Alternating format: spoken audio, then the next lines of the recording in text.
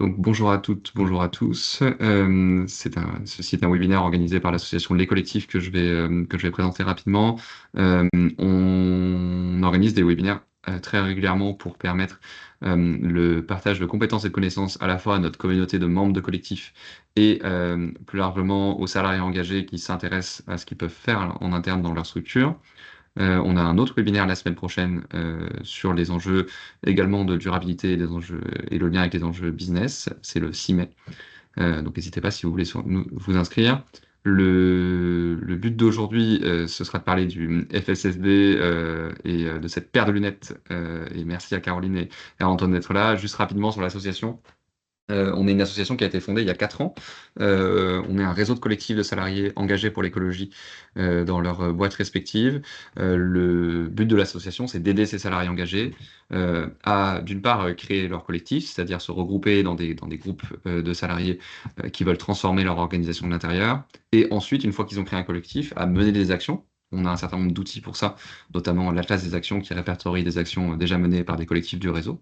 Et on aide ces collectifs plutôt sur leur sujet humain, donc comment se créer, et une fois qu'ils se sont créés, comment devenir une partie prenante reconnue. Et donc les enjeux de stratégie d'influence, de lien avec la direction, mais aussi de pérennité, donc d'organisation, d'animation, de motivation des membres, etc. Et sur ça, on a publié un parcours de formation gratuit, comme tout le reste des choses que l'on fait, qui a été créé avec le soutien de l'ADEME, qui est une série de vidéos qui partagent les conseils de l'association, les témoignages de membres de collectifs, sur tous les sujets que je viens d'évoquer, et les apports d'experts, direction RSE, sociologie, syndicats, etc. Donc ça s'appelle Passeport Collectif, c'est dispo sur notre site, donc n'hésitez pas, c'est super chouette. Je vais passer la main à Antoine et à Caroline pour la suite de ce webinaire. Oui, bonjour à tous et tous. Je m'appelle Antoine Julien, je travaille chez SKF Magnétique Mécatronique, chez qui j'ai fondé un collectif tout début 2022. Et je suis membre de l'association Les Collectifs, bien sûr, membre de l'équipe d'animation de l'association. Et depuis juillet 2023, je suis aussi responsable de transition écologique chez SKF Magnétique Mechatronics. Alors juste pour poser le contexte, c'est une entreprise industrielle et plus précisément, nous faisons des solutions magnétiques pour l'industrie. Alors imaginez un train à sustentation magnétique qui flotte au-dessus des rails et qui du coup peut aller plus vite avec peu d'énergie. On fait sur le même principe des machines tournantes sans frottement et sans usure et avec des économies d'énergie. Donc ça, c'est juste pour le contexte milieu industriel, mécanique, électronique. Et au cours de... Et donc j'ai trouvé au cours de mon évolution un outil, une méthodologie très intéressante qui est le FSSD, Framework for Strategic Sustainable Development, que j'ai découvert grâce à Caroline, ici présente. Et je trouve que c'est un outil qui peut être très utile dans les différentes entreprises auxquelles vous appartenez. Et c'est pour ça que j'ai demandé à Caroline si elle voulait bien partager avec vous une courte introduction. Alors, moi, j'ai fait une formation complète, hein, mais ça me permet au moins d'avoir un petit aperçu de ce que la méthode peut apporter. Caroline, je te laisse te présenter. Oui, merci beaucoup Antoine. Donc effectivement, pour vous dire un tout petit peu plus d'où je pars, moi, mon métier, ça fait 20 ans que je le pratique. En fait, alors même plus que 20 ans d'ailleurs. Voilà, pour accompagner les organisations à intégrer la dimension, la perspective en fait, développement durable, alors voilà, qui bien sûr au fil du temps s'appelle transition écologique, régénération, enfin voilà, on est sur ce sujet du bon anthropocène et qui permet de le travailler depuis la vision jusqu'à l'action.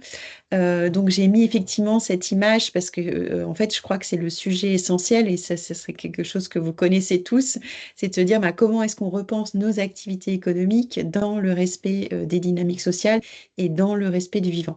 Et le FSSD en fait vous allez le voir par sa particularité, la particularité de cette approche, en fait, permet vraiment d'activer cela. Et je le considère comme étant une clé d'intelligence stratégique et économique. Donc, on va regarder ça ensemble un petit peu plus précisément en interaction avec Antoine, du coup, qui l'intègre concrètement dans son organisation. Donc, pour donner un petit peu de background, c'est effectivement donc la chose la plus dure ici, c'est Framework for Strategic Sustainable Development. Une fois que vous avez réussi à dire FSSD sans vous fourvoyer, vous avez gagné. Donc, c'est une démarche qui a été pensée dès 1989 par donc, ce monsieur que j'ai mis en photo, qui s'appelle Karl-Heinrich Robert. Je l'ai mis en photo, non pas pour voilà, dire que c'est un super humain, même si effectivement c'est très intéressant ce qu'il a développé, mais en fait, il a eu cette idée. Donc, à l'époque, il faisait, lui, de la recherche contre le cancer, et quand il s'est intéressé à ce sujet du développement durable en 1988, il s'est dit, OK, il y a un truc qui ne va pas dans la manière d'aborder ce sujet, et il a fait le lien avec son expérience métier de l'époque, qui était effectivement chercheur contre le cancer. Et il avait vécu 2 époques dans sa carrière de chercheur. Un moment où effectivement on faisait de la recherche contre le cancer, mais la seule information qu'on avait, c'était les symptômes. Donc effectivement, la recherche contre le cancer, quand on a l'information sur les symptômes, ben, on n'est pas au bon endroit. Et puis, à un moment, on a compris ce qui s'enclenchait dans les corps. Du coup, la recherche contre le cancer, c'était de dire comment j'arrête ce déraillement cellulaire tout en préservant la santé de la personne. Donc, sa lecture à lui de la manière dont on traitait le sujet du développement durable dès 1987, c'est de dire, ben, c'est très bien de parler des symptômes, mais ce n'est pas suffisant pour véritablement rediriger nos activités et que tout le monde dans la société soit acteur de cette redirection écologique, comme on l'appelle aujourd'hui.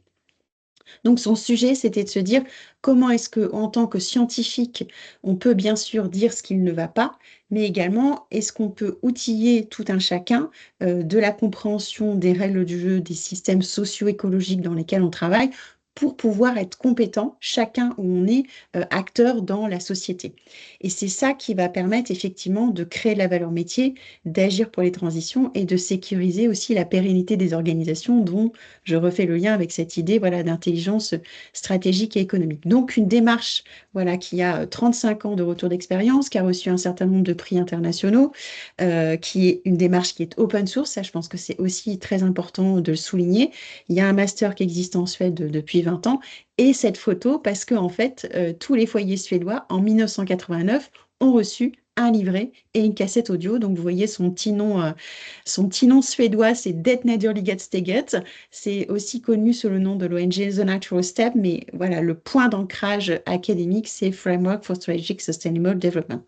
Donc, vous pourrez faire vos recherches dans ces différentes directions.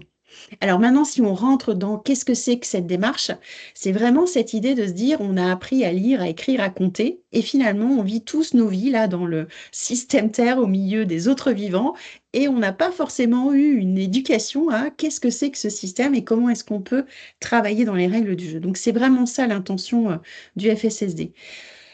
Donc, si on regarde plus concrètement, il y a un certain nombre de métaphores, hein, il y a un certain nombre d'ingrédients en fait qu'on va voilà, vous présenter au fil de cette session. Donc, le classique, vous le connaissez, ben, voilà, le gros défaut de nos sociétés, c'est que pendant trop longtemps, on a cru qu'on vivait dans un monde infini, c'est-à-dire que voilà, on interagit avec le système Terre, mais on fait nos petits trucs pour répondre à nos besoins, et ça n'a pas vraiment d'incidence sur les systèmes socio-écologiques. La réalité, ça, c'est documenté maintenant depuis voilà, au moins depuis le rapport Meadows de 1972 et même antérieurement, mais en fait, la réalité, c'est qu'on est dans un système dans lequel la marge de manœuvre diminue. Et ça, c'est représenté sous cette forme avec la métaphore, donc ce qu'on appelle la métaphore de l'entonnoir. Et globalement, vous retrouvez là le système des limites planétaires ou du donut, mais on le voit en dynamique, c'est-à-dire que au lieu d'avoir un cylindre dans lequel on peut s'agiter et voilà, avoir effectivement des incidences sur le système, mais sans réduire notre marge de manœuvre dans le système.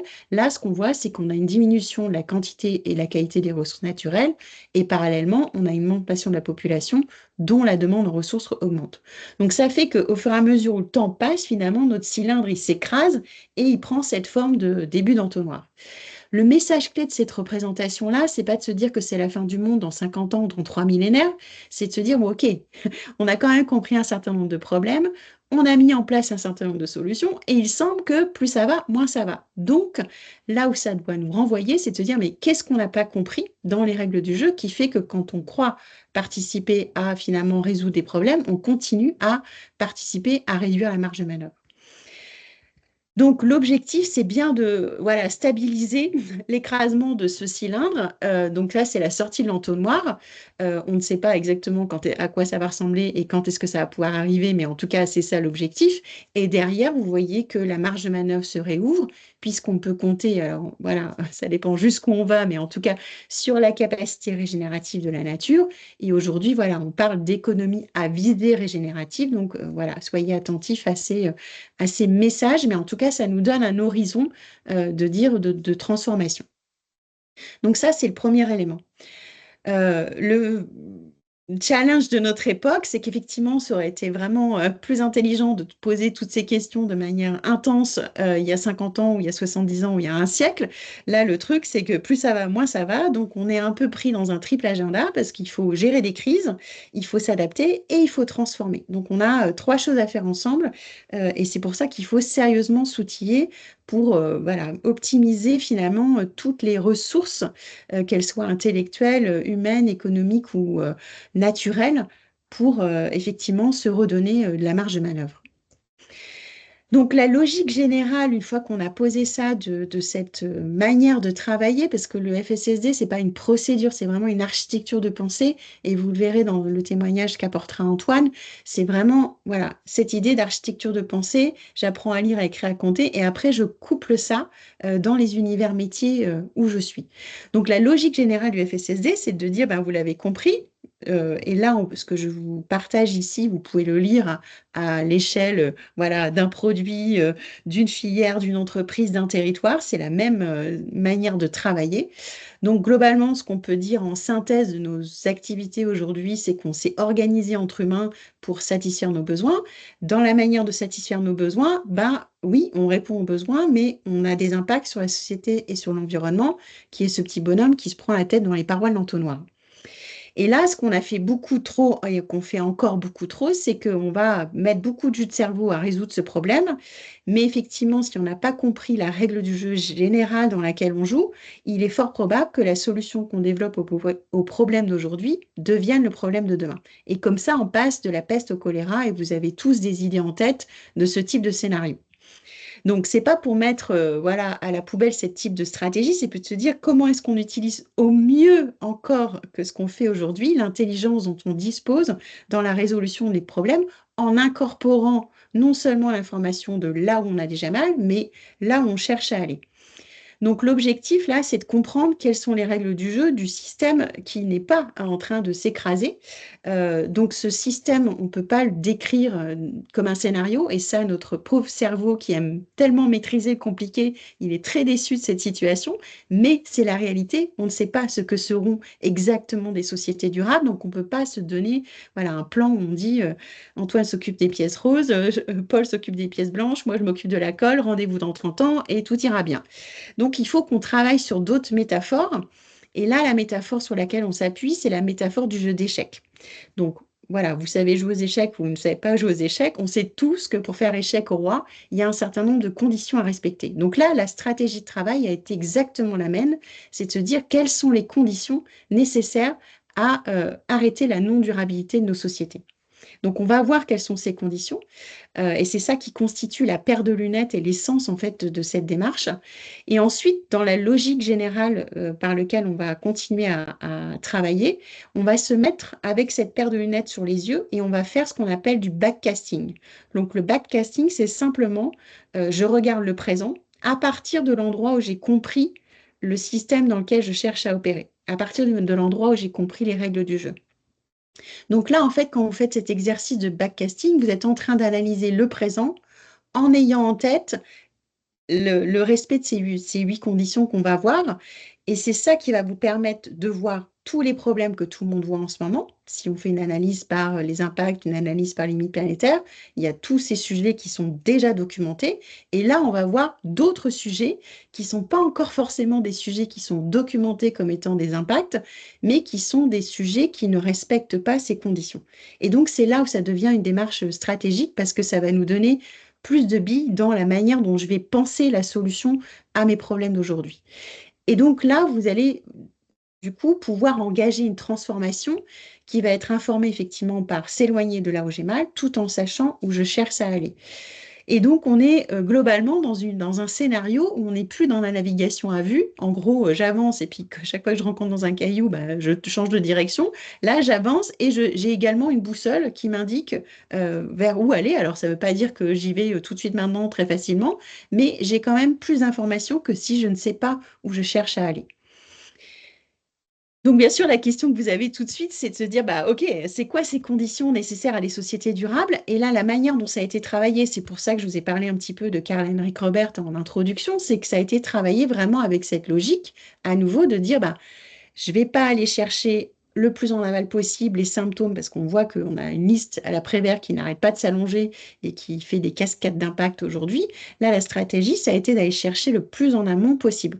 Qu'est-ce qu'on fait systématiquement dans nos sociétés qui dégrade l'environnement et la société? Et là, je crois que je repasse la balle à Antoine avec cette métaphore de la baignoire qui déborde si tu la prends à cet endroit-là. C'est l'idée d'attaquer les problèmes à la racine, de ne pas chercher la serpillière, mais aller fermer le robinet. Donc remonter aux causes racines. Et ce que je veux partager, moi, c'est comment cette idée-là, on l'utilise chez SKF, donc dans l'unité où je travaille. Donc, pour continuer sur la question des impacts en aval, là, je vous ai remis la table des catégories d'impact de la méthode Product Environmental Footprint. Donc, on a 16 catégories d'impact. Pour parler avec quelqu'un dans son métier, quelqu'un, là, en l'occurrence, j'ai pris l'exemple des discussions pour faire l'analyse environnementale, les impacts environnementaux en production.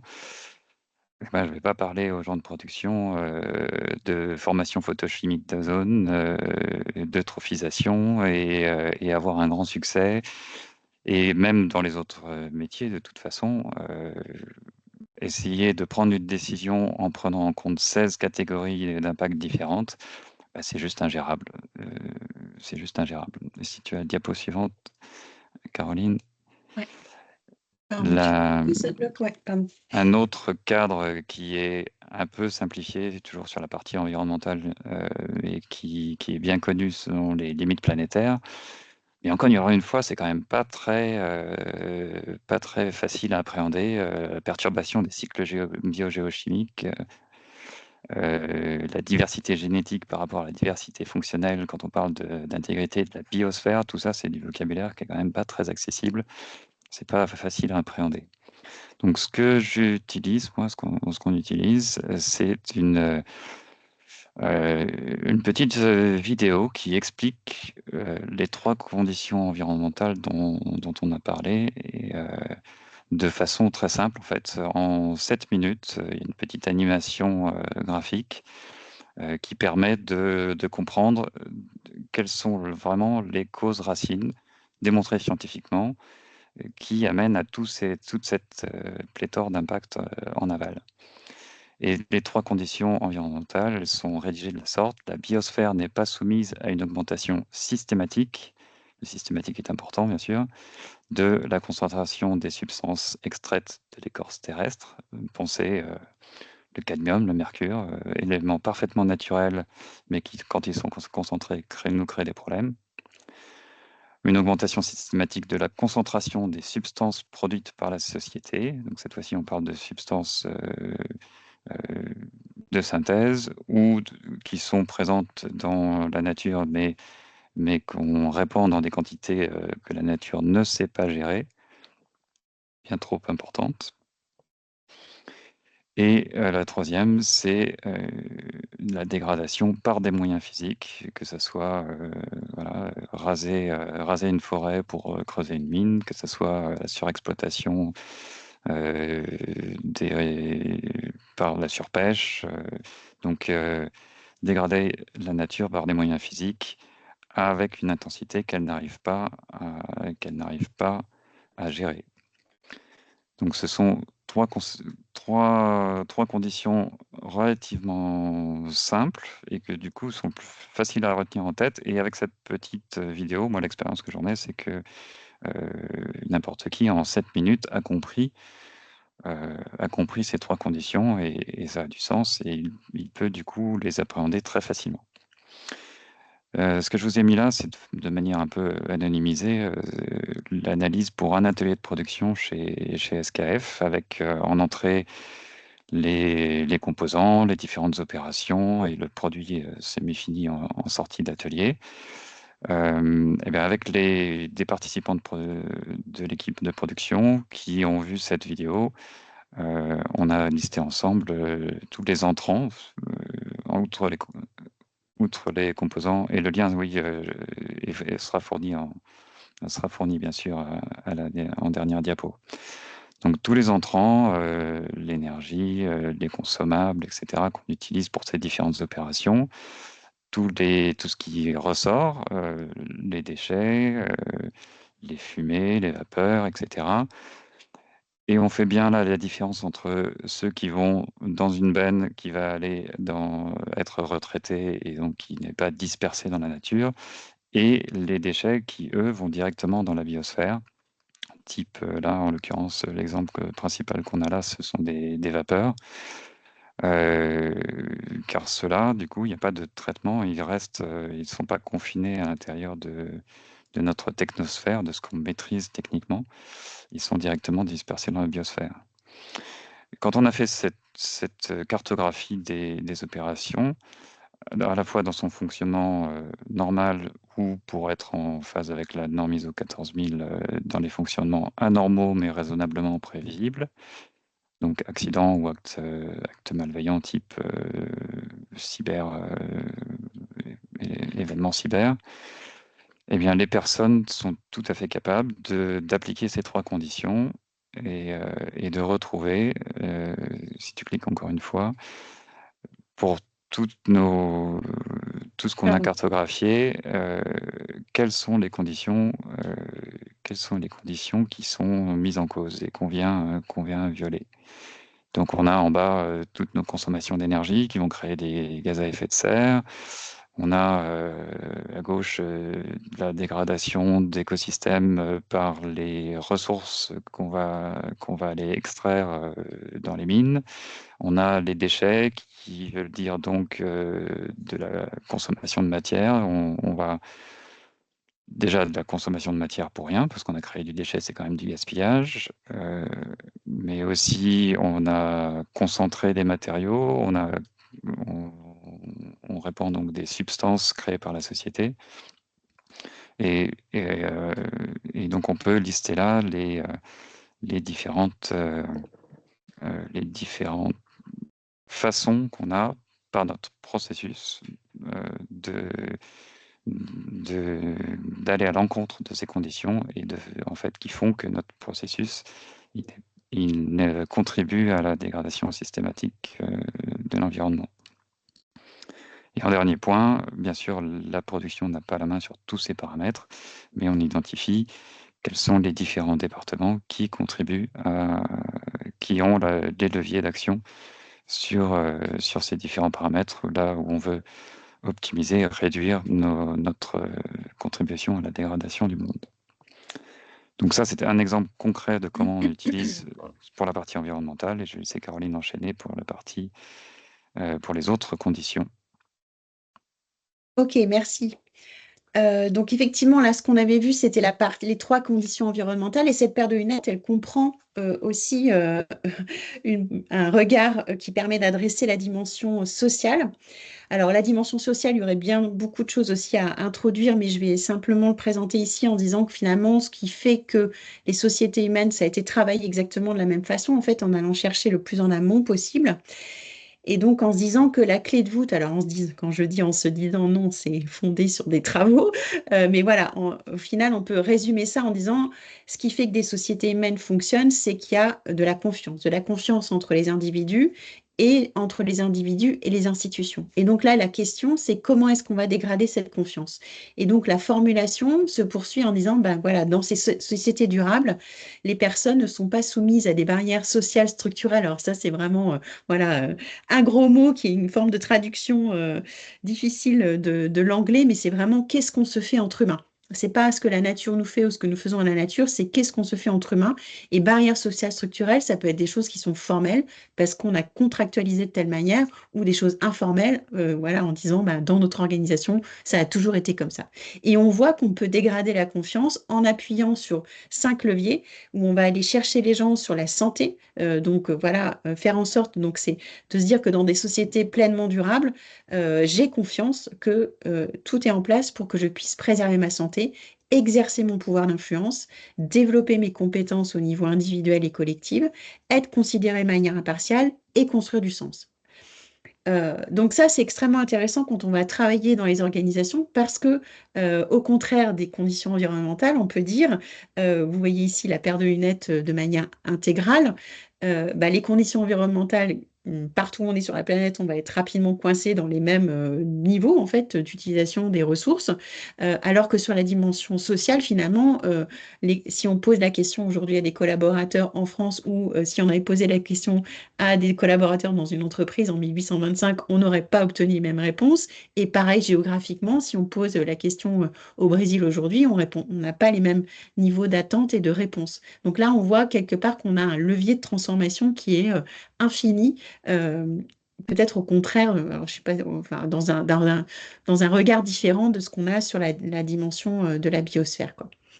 Donc, en lien avec ce que vient de partager Antoine, en fait, peut-être pour pointer aussi plus clairement finalement cette différence de regard, c'est qu'effectivement aujourd'hui, dans les logiques de transition dans nos sociétés, quelque part, on demande à chacun, quand il fait un geste métier, de produire un stylo vert, on lui demande voilà, de nous dire quelle est l'incidence climat, biodiversité, pollution, ce qui est assez loin du champ de compétences de chacun de nos collègues.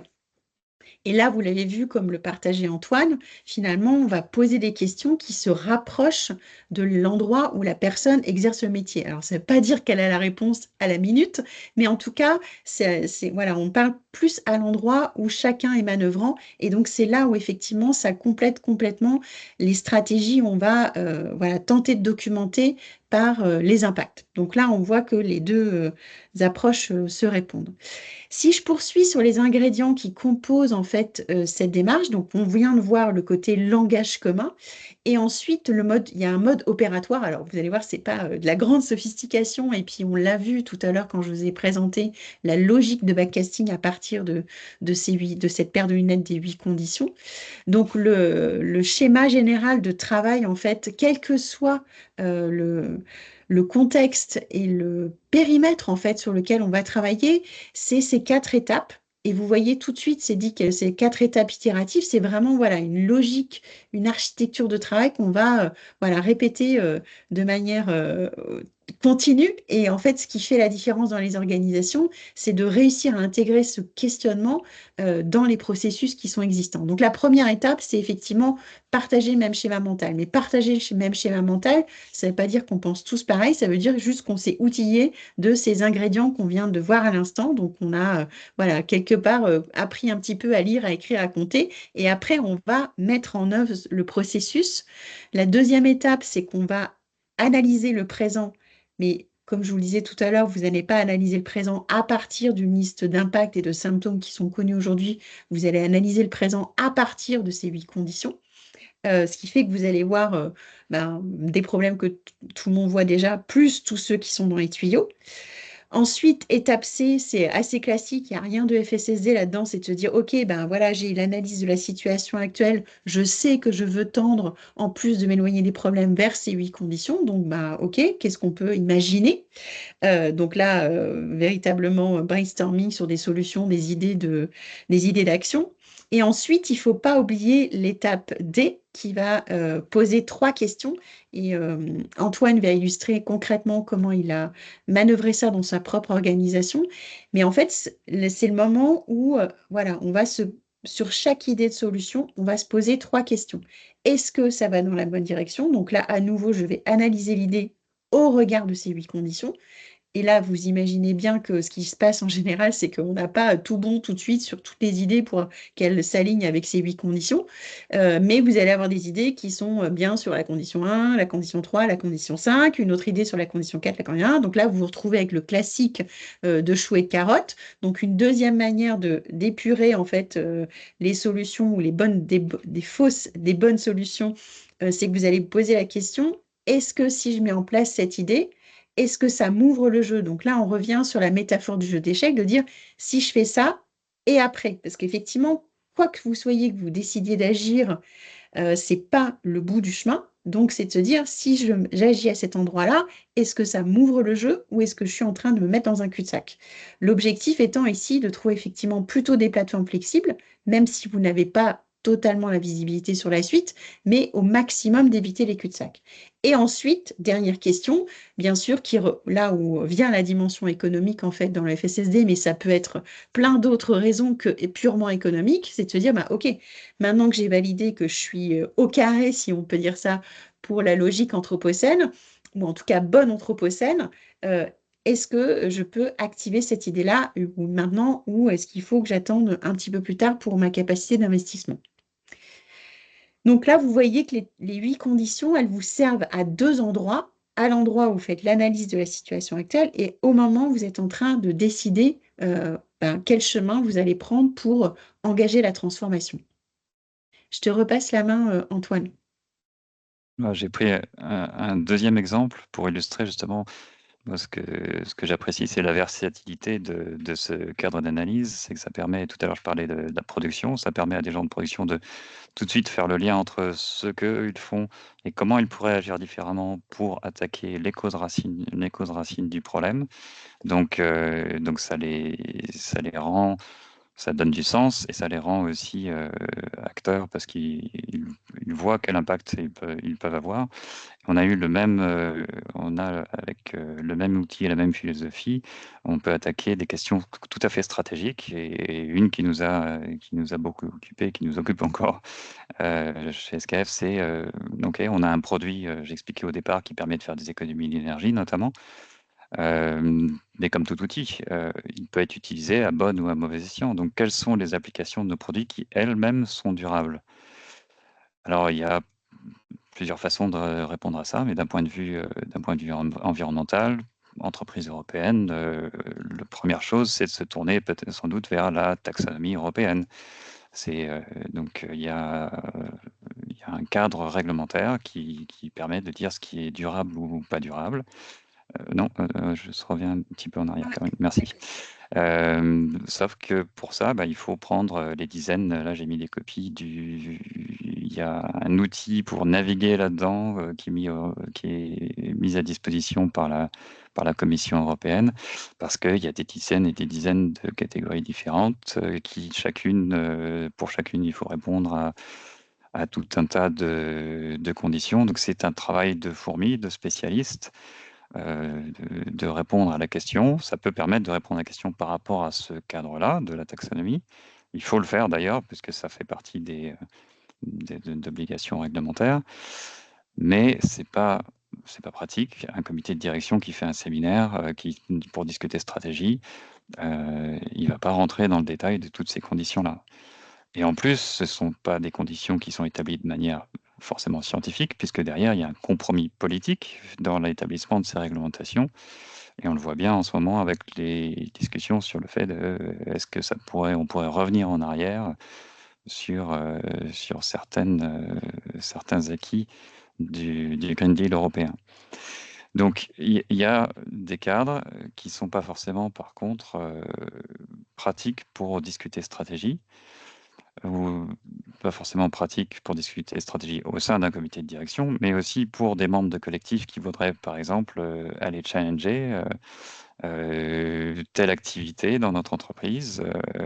Il faudrait qu'on remet en question la pertinence de cette activité-là dans une perspective de rendre l'entreprise plus durable et plus pérenne. Ou au contraire, telle autre, elle est intéressante pour telle et telle raison, il faudrait la développer.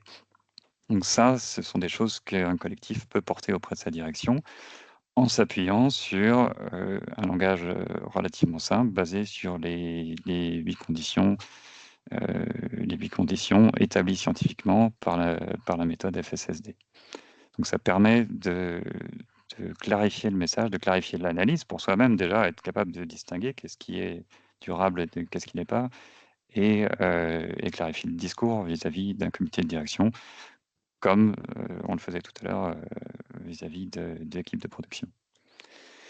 Donc si je poursuis sur cet exemple-là, dans le rapport annuel de SKF de 2024, par rapport à la taxonomie européenne, donc on a fait le rapport annuel selon la réglementation CSRD, et si on commence par le bas, vous voyez, il y a le chiffre d'affaires réparti en 62% qui n'est pas concerné par le périmètre d'analyse de la taxonomie, 38% qui est concerné par le périmètre, mais aujourd'hui n'est pas éligible parce que on n'est pas encore parfaitement durable, on ne répond pas encore parfaitement à tous les critères de la taxonomie. Et c'est logique, puisque la société dans son ensemble, il n'y a pas grand monde qui aujourd'hui est parfaitement durable. Donc on en est réduit à dire aujourd'hui on est à 0 d'alignement, mais c'est blanc ou noir. Et c'est pas très utile pour un comité de direction pour savoir quelle est la prochaine initiative stratégique pertinente. Aujourd'hui je suis à 0, demain il faut que en 2050 il faut que je sois à 100%. Ça m'aide pas tellement à savoir comment j'y vais. Et donc c'est là que la méthode ABCD que Caroline présentait est utile, et notamment les 3 questions. Si tu recliques encore une fois, voilà. Quelle est la prochaine étape en fait? La question, c'est pas est-ce que j'arrête tout parce qu'aujourd'hui j'ai rien qui est parfaitement durable, donc j'arrête tout? Non, on va pas tout arrêter. Parmi ce qu'on fait ou parmi ce qu'on pourrait faire, qu'est-ce qui va dans la bonne direction? Qu'est-ce qui va ouvrir des possibilités pour le futur?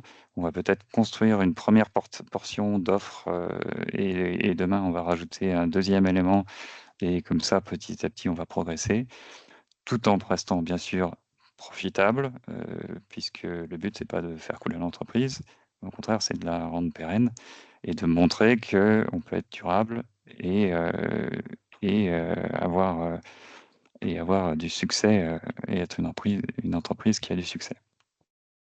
Donc voilà, donc sans rentrer dans des exemples très précis, puisque bien sûr on parle de questions stratégiques, je ne vais pas vous donner des exemples précis de la stratégie de SKF, mais néanmoins je vais vous expliquer la démarche et comment, c'est ce que je voulais faire, et comment elle s'adapte à vraiment tous les niveaux d'analyse. Ok, merci Antoine. Donc là, en fait, si je reprends, voilà, en synthèse ce que tu viens de nous partager de manière opérationnelle, en fait, ce regard, en fait, l'idée là, c'est qu'il puisse en fait permettre à chacun, et donc qu'on soit dans les opérations ou dans le CODIR, de s'emparer de ce sujet des transitions écologiques pour justement naviguer cette complexité. Donc avec ces 3 paramètres, en fait, qu'effectivement, parce qu'on va regarder le monde à partir du respect ou non-respect de ces 8 conditions qu'on appelle aussi les mécanismes sources, eh ben, on a quelque chose qui est très opérationnel pour interroger, quel que soit l'endroit du système où on est en train de travailler. Ça va nous donner effectivement la visibilité sur les problèmes d'aujourd'hui et sur les enjeux de demain. Et quand on est en train de travailler sur les solutions, eh ben, en fait, on va alors, s'assurer que les solutions aux problèmes d'aujourd'hui ne seront pas les problèmes de demain. En tout cas, ce que ça va faire, c'est que vous allez être conscient des limites des solutions que vous êtes en train d'embarquer. Ça, c'est vraiment les 3 questions de l'étape D qui viennent d'être illustrées à l'instant. Effectivement, quand j'engage une action, il ne faut pas non plus que ça soit un prétexte pour ne rien faire. Comme le disait Antoine, c'est de dire, bah voilà, je vois tous les problèmes, j'engage une solution, ou en tout cas ce que j'imagine comme étant une solution, et je vois effectivement, en analysant à nouveau avec ces 8 conditions, les limites de cette solution. Et ça va faire que je vais investir peut-être moins lourdement que si j'avais l'impression d'investir sur la solution. Et aujourd'hui, c'est ça qui doit guider en fait les organisations pour véritablement optimiser les ressources dont chacun dispose, quoi, qu'elles soient de tout type, de tout type. Pour finir ce partage, en fait, un dernier ingrédient qui nous semblait important d'amener ici, alors qui va peut-être vous paraître voilà, un petit peu éloigné, mais en fait, finalement, le dernier ingrédient, c'est ce qu'on appelle les 5 niveaux.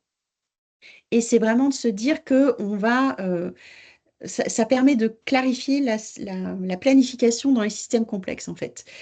On voit aussi ici, donc, quand on appelle système, succès, stratégie, action, outil, c'est de se dire, voilà, le système dans lequel on joue, c'est le système Terre, mais après, le système dans lequel on joue Antoine, voilà, c'est son entreprise, c'est sa filière, c'est son territoire. À un moment, il faut définir un périmètre sur lequel on va jouer, sachant qu'il va être forcément relié à des sursystèmes ou des sursystèmes. Mais voilà, le grand terrain, c'est la planète Terre. Le succès, c'est effectivement les 8 conditions, et puis après, je peux mettre plein d'autres critères qui font définir plus précisément, ça peut être ma vision, ma raison d'être, enfin, voilà, je peux aller plus précisément définir ça, mais au basique, c'est se dire, OK, j'arrive à respecter les 8 conditions. Ma stratégie principale, c'est effectivement ce regard en backcasting. Donc, c'est qu'effectivement, à chaque instant où je suis en train d'opérer sur mon système, j'analyse ce système au regard des 8 conditions pour me dire, je suis dedans, je suis pas dedans, je suis dedans, je suis pas dedans. Et de là, j'en déduis des actions et des outils qui peuvent être la déclinaison de l'action ou qui peuvent permettre de suivre où est-ce que j'en suis par rapport au succès. Donc là, on a vraiment, donc ça, c'est aussi une petite vidéo qui vous sera partagée qui explique ces 5 niveaux. Et en fait, quand on accompagne les organisations, c'est vraiment d'aller chercher cet alignement de la vision à l'action. Et là, ce que vous partagez, Antoine, illustre bien ce propos, effectivement, puisqu'on peut avoir des conversations au niveau du codir en disant, voilà, sur quel marché on va et comment est-ce qu'on structure ça. Et en même temps, au niveau des opérateurs, de se dire, OK, qu'est-ce que ça veut dire en production, quoi. Donc, on a cette dynamique de changement qui est informée du haut jusqu'en bas, si on peut dire ça. Et là, l'objectif, c'est pas de dire c'est mieux d'être en réflexion stratégique que d'être dans les outils. Non, en fait, c'est que tout ça, ça doit se parler de haut en bas. Un exemple de ça, c'est une entreprise que vous connaissez certainement qui s'appelle Interface, qui est la première entreprise américaine qui a développé en fait et déployé cette démarche, où on voit effectivement là leur PDG Ray Anderson, ils ont engagé dès 1994 avec cette logique, avec effectivement, voilà, on va pas revenir dans le détail sur les résultats qu'ils ont obtenus au fil des années, mais qui sont bien documentés sur leur site. Et je voulais pointer aussi, puisqu'en France, finalement, cette démarche est déployée depuis plus de 20 ans. Et là, voilà, je pointe juste le groupe Millet, qui est aussi l'entreprise industrielle et qui a mis en œuvre ce processus en fait depuis 2005 avec des retours qui sont super intéressants. Mais voilà, l'objectif ici, c'est pas voilà, de venir parler de ça. Je voulais juste atterrir en disant ben voilà, le lien qu'on peut faire aussi et que vous avez entendu dans la manière dont Antoine le déploie, c'est de se dire ben, finalement, dans les organisations, on a des procédures, on a des processus, on a des obligations, il y a des référentiels, il y a des réglementations, il faut aller chercher du Bicorp, il faut aller chercher l'ISO 14001, il faut faire les conceptions de la CV, la CSRD. Voilà, on a des tas d'outils et d'approches qui sont construits aujourd'hui par les impacts. Donc la question est là où le FSSD est intéressant dans le fait qu'effectivement, ce n'est pas une procédure FSSD, c'est une logique de travail informée par ces 8 conditions. Et là, en fait, ce qui est important aujourd'hui avec le déploiement de cette démarche, c'est de se dire, OK, moi, dans l'univers sur lequel j'ai ma responsabilité métier, quels sont les processus avec lesquels j'interagis, je travaille, et à quel endroit je peux incorporer un questionnement par les 8 conditions qui va donner ce regard qui permet de regarder un petit peu plus loin que s'éloigner des impacts au fur et à mesure où ils sont manifestés. Donc là, vous voyez qu'en fait, voilà, c'est couplé avec des tas de référentiels et d'approches. L'objectif, là, c'est pas de venir sur les détails de ça, mais ça vous donne du coup l'ensemble des ingrédients qui composent cette logique de pensée. Et donc, on va juste finir à temps, je pense, hein. Voilà, peut-être mon dernier mot pour ma part, c'est effectivement de pointer en quoi est-ce qu'aujourd'hui on est une société en fait qui s'est construite dans la maîtrise du compliqué. Euh, et en fait, le sujet aujourd'hui, il n'est pas compliqué, il est complexe. Et on a tendance à vouloir le traiter avec des outils qui sont adaptés au compliqué. Et là, en fait, avec les 8 conditions du FSSD, finalement, on a par ce questionnement qui permet d'interroger au présent euh, en- par le futur finalement, ou par le, enfin, c'est le présent qu'on aimerait bien avoir en tout cas, on va pouvoir se repérer dans la complexité. C'est-à-dire que ça ne va pas vous dire euh, là où est la solution pour vous par ce questionnement, mais ça va vous éviter le scénario qu'on a encore trop souvent, où on dit, bah voilà, c'est systémique, c'est complexe, et après on nous dit avancez. Et là, notre cerveau, il est là, non, non, non, non, moi, j'avance pas si je ne sais pas où je vais aller. D'où cette tentative de mettre les choses dans des cases, qui est effectivement une manière de se parler, une manière de formaliser. Mais en fait, il faut, avant ça, réfléchir dans cette complexité et donc appréhender à quel endroit on peut voilà, interroger, quel que soit l'objet sur lequel on travaille, par ces questions qui nous donnent des repères, en fait, plutôt que de nous laisser complètement dans le vide. Et en fait, l'objectif, là, ce n'est pas voilà, de dire l'un est mieux que l'autre. En fait, c'est qu'il faut absolument réussir à circuler d'un univers à l'autre, travailler dans la complexité, aller chercher ses redevabilités dans le compliqué, parce que c'est comme ça que finalement qu'on écrit, qu'on compte. Mais voilà, c'est pas non plus comme ça que fonctionne notre cerveau pour optimiser les innovations qu'on va devoir développer pour répondre à ces grandes problématiques qu'on a aujourd'hui, quoi. Antoine, je te redonne la main pour finir. Ouais, là, pour développer cette agilité d'esprit et être capable comme ça de répondre facilement à des questions qui paraissent pas évidentes, mais on peut avoir facilement une approche par les 8 conditions et avoir l'esprit plus clair sur qu'est-ce qui va dans la bonne direction ou pas. Donc, on va vous transférer les liens vers toute une série de vidéos qui explorent ces différentes notions qu'on a à peine effleurées aujourd'hui. Et pour ceux qui veulent aller plus loin, j'ai mis là la formation initiation, prochaine session le 16 juin, assurée par Caroline.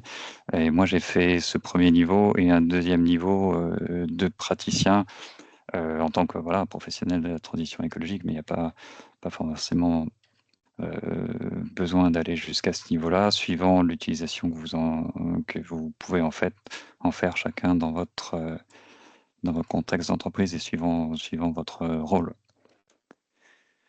Et voilà, les ressources à votre disposition si la présentation vous a intéressé. Et maintenant, on va pouvoir prendre des questions de la part des participants. Merci.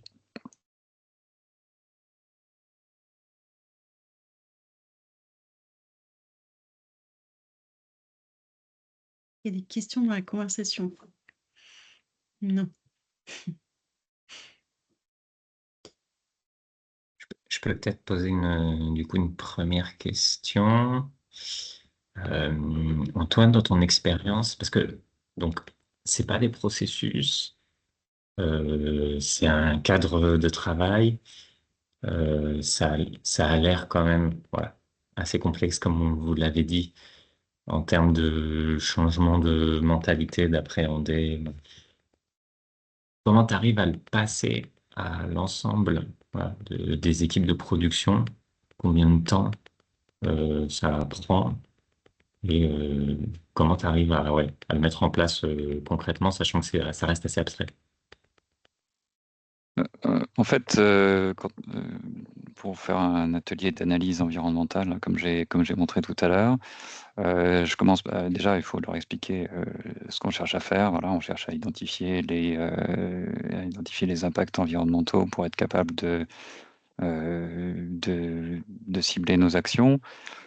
Le but, c'est d'être durable, et je reprends, voilà, on a des obligations, c'est pour conserver notre certification ISO, certes, mais ce qui nous intéresse avant tout, c'est d'être durable. Et vraiment, je m'appuie sur cette petite vidéo, et en 7 minutes, ça paraît abstrait, en 7 minutes, les personnes ont compris. Alors là, bien sûr, je parle que des 3 conditions environnementales. Je parle pas de la totalité des 8 conditions, je parle d'une analyse environnementale, donc je me concentre sur les 3 conditions environnementales. Mais en 7 minutes, les personnes ont compris, alors que c'est des gens qui, a priori, n'ont aucun bagage sur la question. Mais vraiment, ça suffit à ce qu'ils comprennent l'impact de ce qu'ils font aujourd'hui. Mm. Et voient, du coup, c'est eux qui imaginent les solutions et on ressort de l'atelier avec une liste d'idées issues des gens de production qui disent, ben voilà, tout ce qu'on pourrait faire pour réduire l'impact sur ces 3 conditions. Et donc en fait, en moins d'une demi-heure, le tableau il est posé, ils ont compris et ils sont en train de travailler à trouver des solutions. Et en tout cas, ils voient le rapport. Ils voient tout de suite,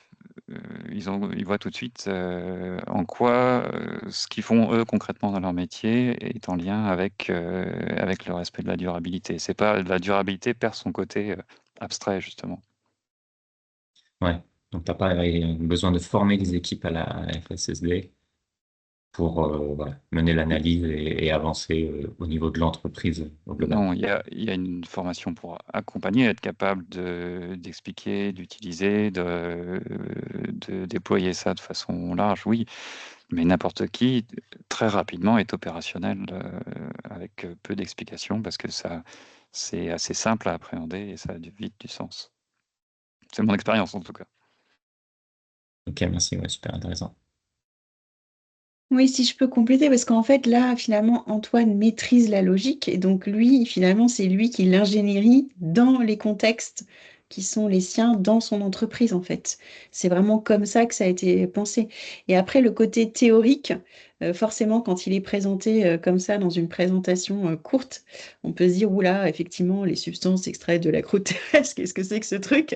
Mais en fait, il faut voir que ces questions-là, quand on les illustre, en fait, elles sont beaucoup plus proches de l'endroit où les gens se disent, ah bah tiens, moi, dans mon activité, oui, je participe à ouvrir ce robinet-là. Plutôt que de tenter de faire le lien effectivement avec des impacts qui peuvent être voilà, plus lointains. Et le décalage qu'on peut avoir aussi, c'est quand on est déjà bien formé à tous ces sujets du développement durable, on se dit, mais finalement, voilà, quel est l'intérêt en plus? Mais justement, c'est vraiment ce lien, en fait. C'est de se dire, il n'y a pas besoin que tout le monde comprenne le dérèglement climatique, la dégradation de la biodiversité, les flux géophysiques, pour pouvoir être acteur dans son métier de la transfo. Mais parce qu'il est guidé par ce processus-là, qui est maîtrisé par au moins une personne dans l'organisation, quoi. Si ça Et complète un petit peu la réponse, quoi. ouais, il y a une question de Steren dans le chat qui dit curieuse de savoir comment ont été identifiés les salariés qui vont participer aux ateliers d'analyse environnementale et si la vidéo a suffi à les engager dans le temps chez SKF. Vous y avez un peu répondu du coup, mais Oui, alors oui, je peux peut-être parler sur dans le temps. Donc en fait, derrière, ce sont le fait de mener les actions, bien sûr, qui va permettre aux gens de voir qu'il y a du concret derrière. Ce qu'on a décidé aussi, quand on a fait avec le projet pilote, où on a testé cette démarche-là avec la production, les opérateurs de production, en fait, on dit, bah, faut qu'on déploie ça. Donc, on avait pris quelques personnes de l'atelier, bien sûr, hein, pas 100% du personnel de l'atelier. Ils ont dit, bah, faut qu'on déploie ça à nos collègues. Et on s'est mis d'accord sur l'afficher, faire un espèce de mini fresque, on va dire, pour expliquer et transmettre en fait cette connaissance que maintenant les opérateurs ont cette compréhension qu'ils ont des impacts de leur process, le transmettre à leurs collègues, donc avec un petit mini-atelier, et surtout afficher le schéma que je vous ai montré tout à l'heure dans l'atelier, de sorte que ça reste ancré dans le temps et ça reste sous les yeux, et qui continuent à faire le lien entre leurs actions de tous les jours et ces conditions. Mm. Je voyais qu'il y avait une question aussi sur un petit exemple concret. Je ne sais pas si tu veux répondre, Antoine, sinon moi je peux parler d'autres exemples à d'autres endroits. On peut parler de Millet, par exemple. Par exemple, Alors moi, je peux en parler. vas-y, bah oui, Grâce à encore mieux. Caroline, j'ai visité Millet en parfait observateur avec un œil neuf, parce que je connaissais pas du tout leur métier. Donc c'est une entreprise de menuiserie. Et j'avoue, j'ai été bluffé de voir que des choses qui aujourd'hui nous paraissent d'actualité, la responsabilité élargie des producteurs pour les déchets les déchets d'emballage industriel et commerciaux qui a été mise en place tout récemment. Millet, ça fait 12 ans qu'ils font de la consigne sur leurs palettes, ils ont des palettes un peu spéciales avec un support pour pouvoir appuyer les portes et les fenêtres. Ça fait 12 ans qu'ils font de la consigne, qu'ils ont choisi des palettes durables et qui font tourner plutôt que des palettes pas chères et qui jettent à la fin. Parce qu'ils se sont posé les bonnes questions il y a 12 ans, bien avant que le réglementaire ne les oblige. Même chose pour la RE 2020, ils ont développé une offre de façade isolation biosourcée. Et ça, plus de 10 ans avant la RE 2020, ils ont dit à l'époque le marché, c'était pas évident, c'était des investissements, c'était difficile d'être rentable. Sauf que maintenant, quand la RE 2020 est sortie, et nous, on avait 10 ans d'expérience dans la besace et on était prêt pour le marché. On n'en était pas à prototyper ou à brainstormer de comment on pouvait faire. On avait une solution qui était rodée depuis 10 ans. Et il y a encore un exemple sur la REP, responsabilité élargie du producteur BTP, où ils ont déjà mis en place des choses depuis des années. Voilà, moi, c'est des choses qui m'ont frappé de voir à quel point ils avaient anticipé les contraintes de demain grâce à cette démarche intellectuelle. Je ne sais pas si tu veux compléter, Caroline. Non, bah là, je pense que ça illustre, enfin voilà, ça donne des exemples concrets. Je ne sais pas s'il y a d'autres questions, remarques, questions. Et moi, j'en ai une. Ouais, toi.